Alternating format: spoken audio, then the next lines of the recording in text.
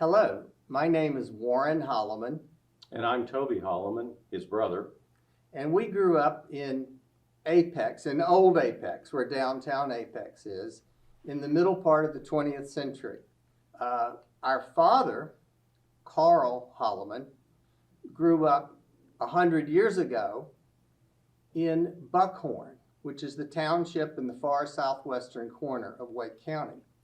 Apex Friendship High School is actually in one corner of Buckhorn, and where our father grew up, down where Sharon Harris Nuclear Plant is today, that's the other side. If our father had been living today, he would have attended Apex Friendship High School. We'd like to tell you a few stories he shared with us about growing up in the 1920s and 1930s.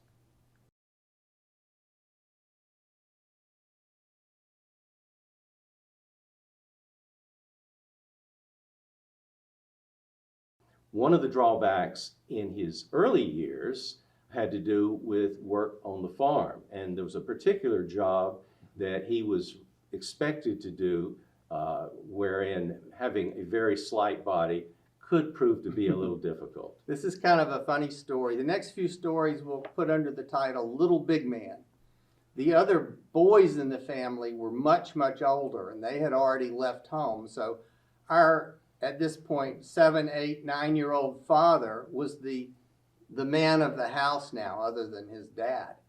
And one of the jobs he had was to assist his father in castrating the pigs. Farmers would do things in the winter to help supplement the income, and our grandfather, one of his skills was he was good at castrating animals. So the boy's job, the assistant in this surgery, job was to sit on top of the pig so the pig would hold still enough so that our grandpa could do the work of castrating the pig.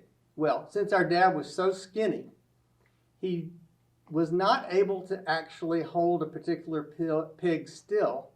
The pig took off running with our dad holding on the back. The pig was so smart, it ran under a barbed wire fence and scraped our dad off onto the barbed wires and cut him up pretty badly. So that's one of his childhood memories he shared with us. The family also had mules, and as you can see with the picture here that we have between us, this is our grandfather standing next to the two most important members of the family. At least that's what we think, because he's wearing his Sunday go-to-meeting suit, the kind of probably suit. The only suit he owned. Yes, and he would have worn that to church. So perhaps this was taken after he got home from church. And you see the two mules, Kate and Maud. He's very proudly standing next to them.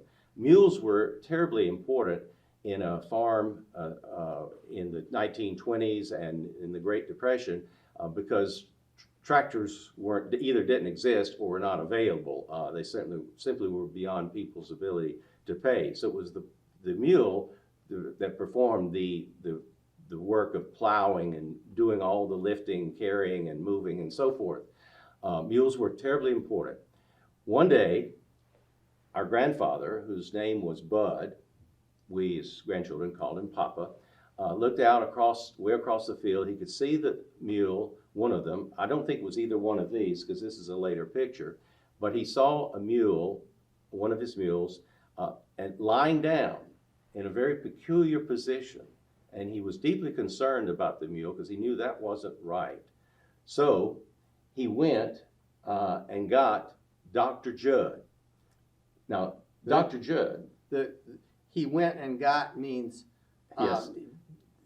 they didn't have a car at this point. This is the 1920s.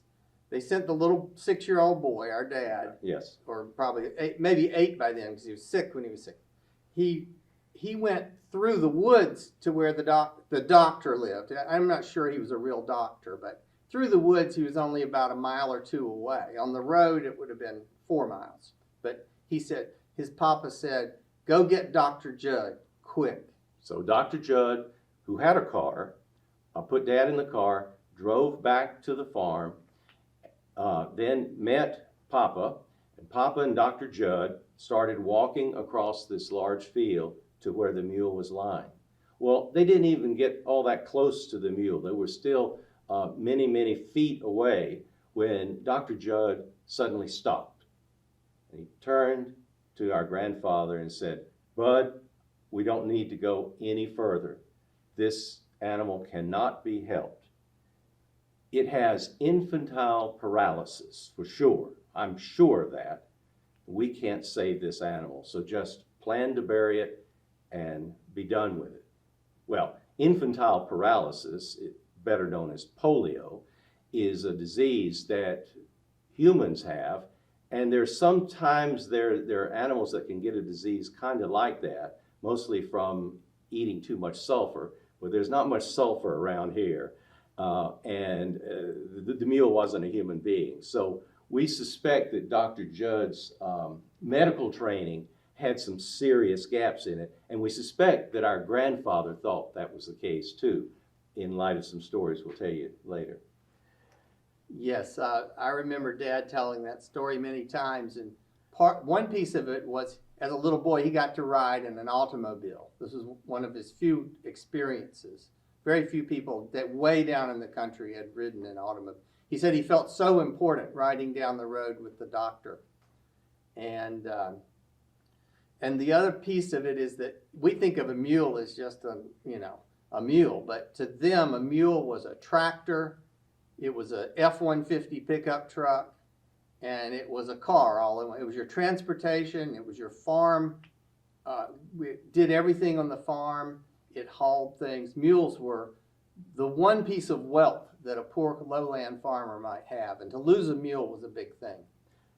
I think our father and his whole generation would be honored that you've listened to their stories, that you've appreciated what their childhood was like. And they grew up right in this neighborhood, basically just down the road, about 100 years ago. And I do think what I appreciate most is, despite this very austere and challenging childhood, these people grew up to become America's greatest generation. Yep. They saved the world, literally, from the Nazis and the authoritarian, those who wanted to destroy the world, as far as I'm concerned. From the fascists of their day. Exactly. And it's just amazing to me that the things they accomplished. And they went on to build what we call the Great Society, and they were good people. So thank you.